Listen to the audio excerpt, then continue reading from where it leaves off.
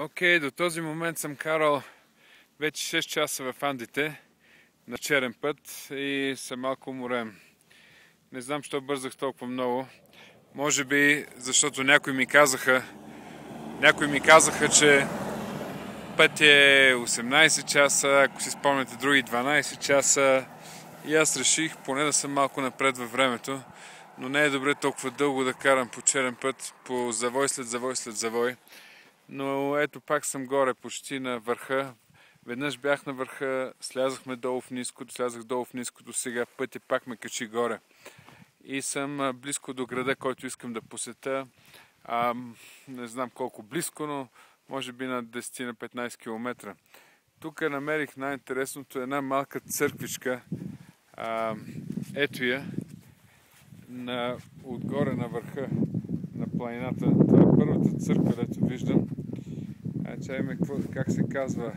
Веландор General El Lanche. Знам испански, ама не ми стигна да преведа това, което пише. Ето го пътя, как се вие долу. Това е пътя, по който дойдох. Ето го пътя.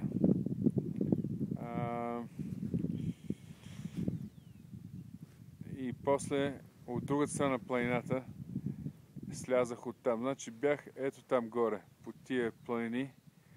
След това слязах долу в ниското, където се вижда нещо като ръка. После пак започнах да катера,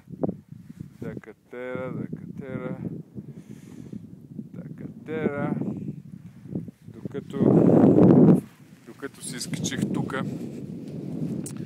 И ето го пътя, по който дойдох. Тук пътя е пак с настилка, такава чекалиста настилка, но в последните 15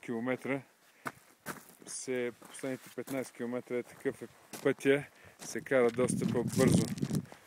Ето още един поглед над облаците. Никога не съм ги виждал толкова близко. Имам чувство, че съм в облаците. Са над главата ми постоянно, когато се качиме на високо. Обикновено трябва така да се вдигне, за да се види облаци. Окей. Много красиво. Трудно е да се опише. Иска ми се всички, които ме гледате, да може да дойдете да ги видите тия красоти на Андите на Перу. Ето го пътя пред мен, така че продължавам.